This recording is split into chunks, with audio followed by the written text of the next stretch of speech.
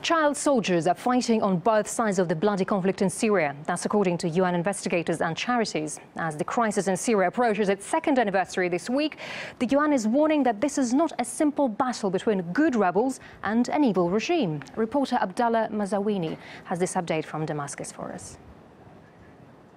As the conflict is getting more complicated, we have seen many phenomena regarding the children being involved in this crisis. We have seen many children like 18 and under. These are children in the school ages where their school they were destroyed and they don't have any other thing. They're being recruited and sometimes paid for their parents. One of the most important example of this was the video that was produced, or let's say shown on YouTube, something like 2 months ago, for a child of 7 years old beheading or cutting the head of a military officer in Aleppo. And we have many reports about opposition forces, especially from al-Nusra al-Qaeda group in Syria. They are recruiting people and recruiting children between 11 years old and 15 years old in order to fight with this extremist group against the government. Extremist groups are getting more control over the revolution. We have a very remarkable report by al-Qaeda of attacking some Syrian soldiers in Iraq. And we have also some areas where the extremist group and al-Qaeda groups are trying to implement Islamic Sharia laws in some areas of Aleppo and in Idlib, and they are implementing all the traditional laws of al-Qaeda inside the cities.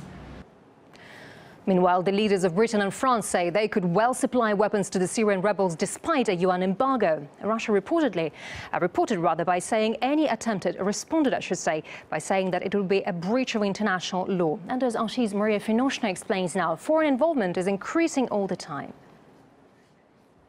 The Syrian uprising, the last of the Arab Spring, sprang up in March 2011. By August of that year, when in another Arab Spring country, Libya, Colonel Gaddafi had lost de facto power, it was already clear who was next in the firing line. This morning, President Obama called on Assad to step aside.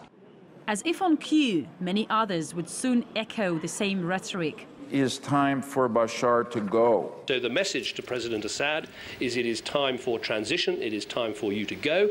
The regime of Bashar al-Assad must come to an end. We ask the regime to step down. Assad has to go. Syrian forces fighting Assad immediately felt encouraged. The train was in motion and a 2-year journey lay ahead. The destabilization of Syria has been a US-NATO project from day one. They have lined up all of their allies in a very ugly effort to overturn the government of Syria and to create instability at every end. So perhaps America did indeed pull the others in, to then pull itself out? 2 years on, Washington is criticized for its failure to bring things to a head in Syria, both at home and abroad. We're providing vital humanitarian assistance. Humanitarian assistance doesn't stop bombs. The rebels, who have suffered losses as heavy as the military, now say they feel betrayed by the US. We did not get any real action on the ground from the United Nations, from the United States. Speculation is brewing that Washington is starting to view the Assad regime as the lesser of two evils, preferable to radical jihadist groups. The Obama administration, although there are levels and levels of what governments do, basically it has been interested in seeing if there's a way out of this mess. But in reality, America is still in. A White House decision last month may have ruled out arming the rebels, an idea backed by the Pentagon, CIA and State Department, but the country is doing little to stop others doing just that. Washington was silent when another NATO member, Turkey, asked for the arms embargo to be lifted. Nor did it protest when the Arab League gave the go-ahead for weapons supplies. And more recently, when the UK said it could veto the EU's arms ban, the US offered no objections. Everyone knows that the US, if it were to tell Saudi Arabia or Qatar or Turkey or whoever of its friends there that they should stop it, well, everyone knows that the US would prevail.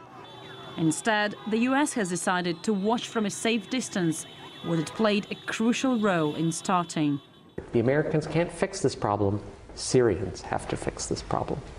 It's genuinely surprising. After 2 years, 70,000 deaths, 1 million people displaced, tough sanctions imposed on Syria, dozens of countries within NATO, the EU and the Arab League condemning Assad and urging him to go. And after so much money and weaponry invested to achieve this, to hear America's ambassador to Syria saying that only Syrians can fix their problems. Perhaps there was a time when Syrians could have resolved things on their own, but pressure from the outside has been relentless. And now it could simply be too late for anybody to fix this. Marie Fnoshna, RT, Moscow.